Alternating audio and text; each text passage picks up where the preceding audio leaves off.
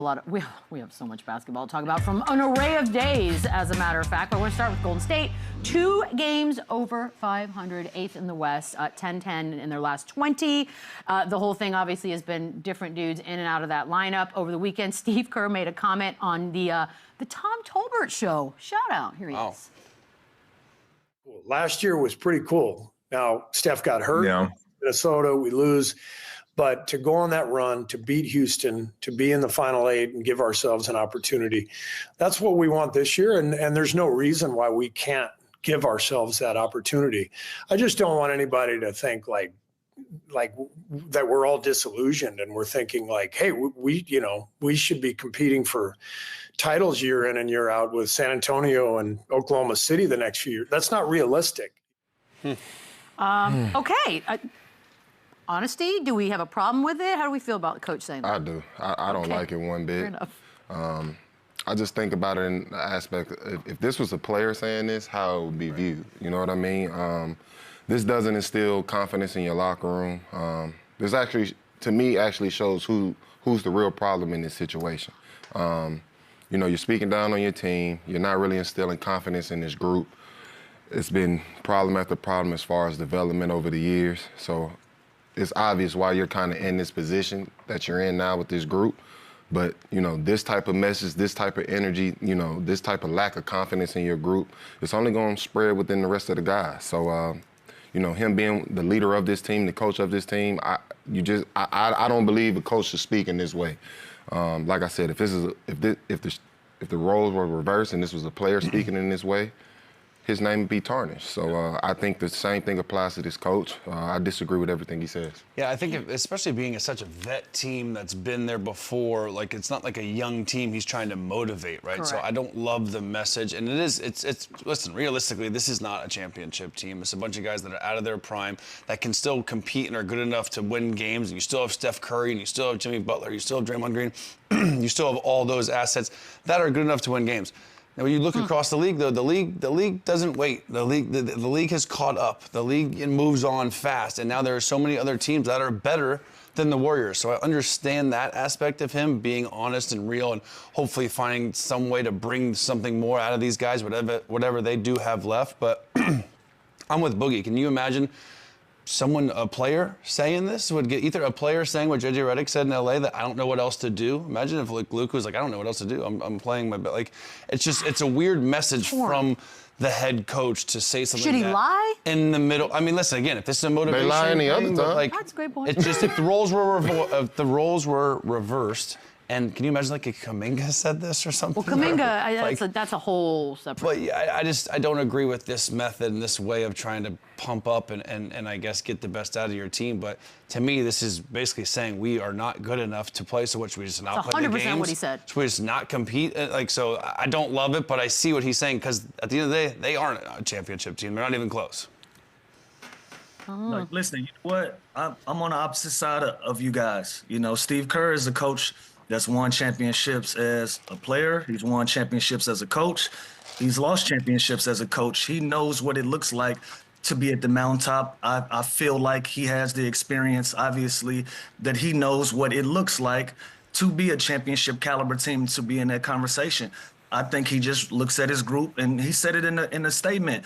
Last year, we did some really good things, and we felt good about us getting in the top 8 and giving ourselves an opportunity. They're right back in that position later, a year older, with older stars, not as much depth as you would say he had last year. You know, the beginning of this season, we said this was a deep group, and they've pretty much settled into that 8 spot, right? Like, they're 2.5 games behind 7 and another 3 or 4 behind 9.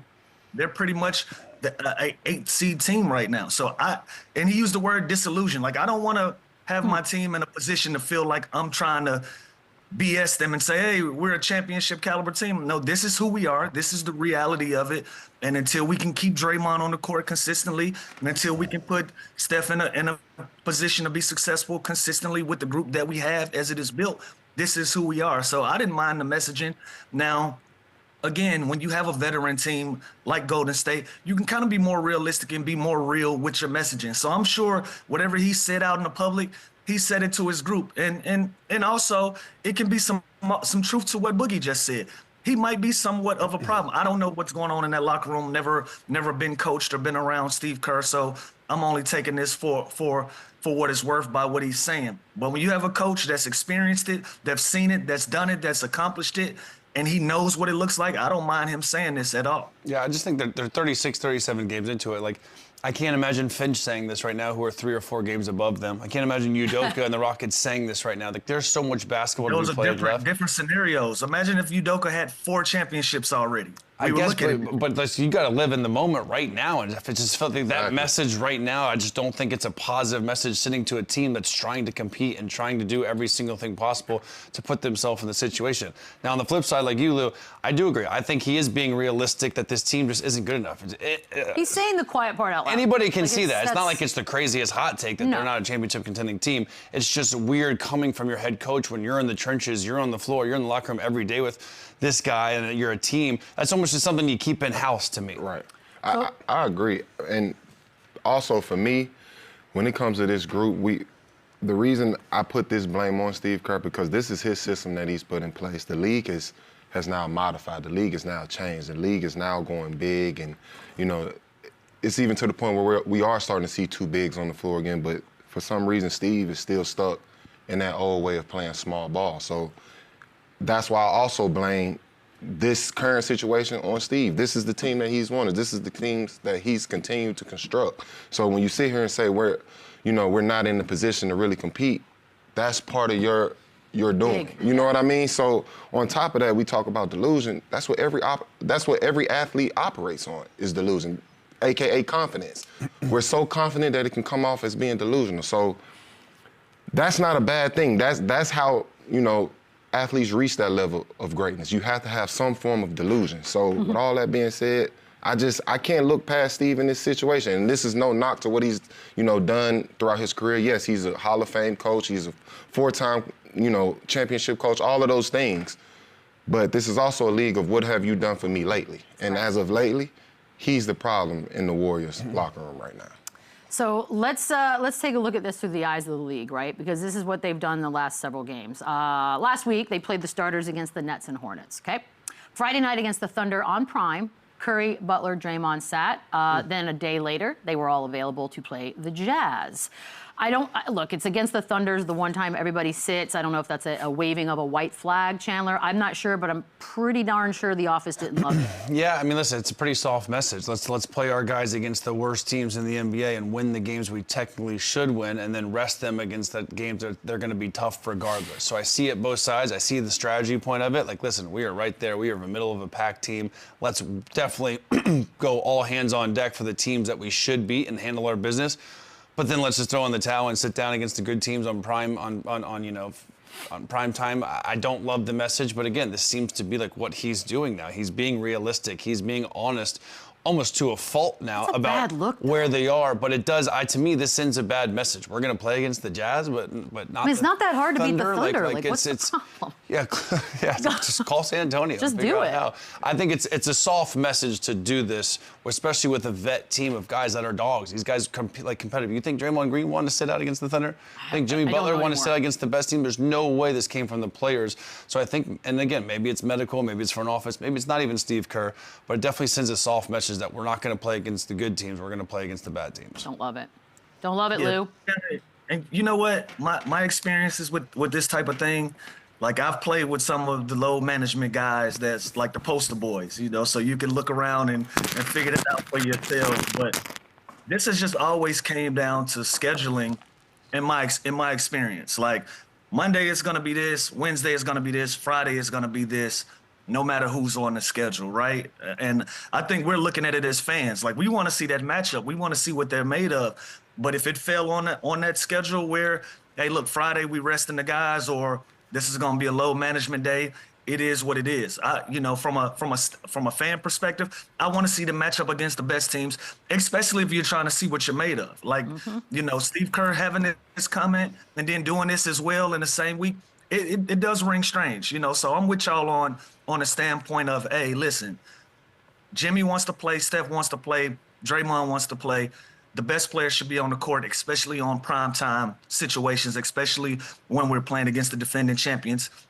We need this measuring stick. We need to see where we are in the pecking order, especially if we feel like we're going to compete for a championship. But your coach is telling you, hey, we're 8th place team, so we got to be a little bit more strategic, and we got to manage expectations in a way that suits us best, opposed to what other people think we should be doing. So I see this half and half. I'm kind of in the middle of the road with this. I want to ask you guys a question. Like, if they're not winning with what's playing now, how does this Kuminga situation get better? Like, clearly it's not working without him. It gets even weirder, at this by the way. point, how do you not throw him in the lineup and give him a chance? They were going to throw him in the lineup, and then his- that day he was like, nope, not playing. But It's a mess. Again, his value is at least get his value up. Let him play. Let the kid win. You're not winning without him. What's the worst that can happen? Like, I just don't understand That's that why situation. it's such a strange situation. I don't get that whole situation. I don't think It's anyone like gets it. self-sabotage.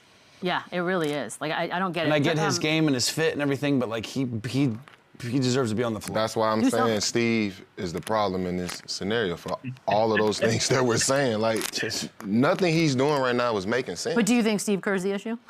Absolutely.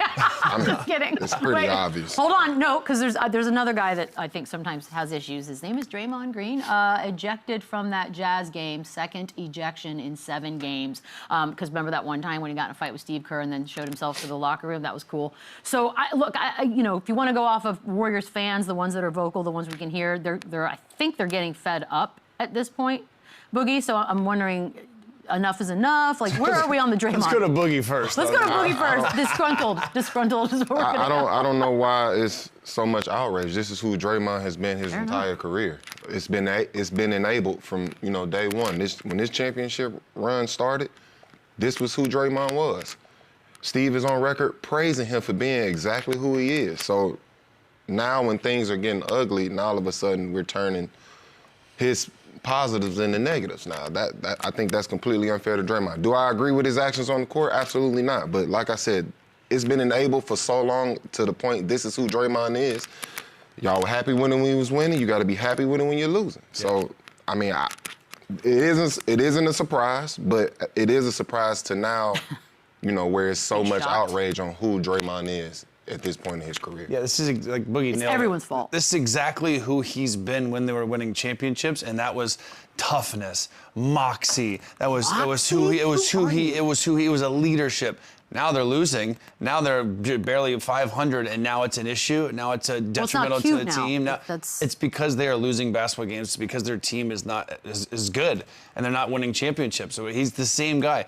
8 to 10 points, 6-7 rebounds, 6-7 assists. Like, he's the same exact guy he was there. He's going to defend. He's going to be vocal. I respect the fact that he walked away and left the bench, honestly, because he knows himself. I can't believe you keep saying that. He knows that it could have turned into something a lot bigger if he didn't remove himself from the situation. I actually understand why he did that. It's not like he was quitting on his team. It's not like he was leaving. He is an emotional guy, and I think he honestly thought that things could get out of hand if I stay here. And he was man enough to walk away. Out of hand? Like a fight? Maybe, I don't know, but he removed himself from the situation. And again, like Boogie said, this is who this guy is, and we praise him and put him in the Hall of Fame and all this stuff when they're winning. Now it's a problem because they're losing basketball games. He's the same exact person. For the record, it's not just the team. The league also is culpable in this. Y'all know how this works, bro. When you're winning and you winning championships, you can do whatever you want to do. As soon as you start coming down from that high, everything would be magnified. And now we're magnifying who Draymond Green is. And this is who he's been the whole time. Y'all know this how the business works. Y'all know that. It is true. Like when you start dating someone, everything they do is cute. And then when you're like, you know what? All of that's annoying. Now it's a tired act. Like I hate everything about it. And now you roll your eyes every time you did it. But a couple years ago, he was firing up the team and getting everybody on this. Like now he was the emotional leader. He was now he's just too emotional. Is where we are. Now it's too emotional. So let's talk hypotheticals. A package for, let's say, an Anthony Davis, Chandler. Are you considering? And it's weird to say trade Draymond Green because I think a lot of us have trouble seeing that. But are you doing this? Listen, they let Klay Thompson. Yeah, they let Klay Thompson walk without giving him a respectful offer. So I think anything is possible in this organization. I think they have to look post Draymond Green, post Steph Curry, post like that's just where they are right now. So what's his trade value right now? I don't know. His salary makes the most sense to move of the other three, and I don't think they'd move Jimmy and Steph. But what team is going to want this? What team is going to want to put a package together to add a Draymond Green? That's the big question. Sure, you look at Dallas. Obviously, Kuminga is going to be centered in this deal.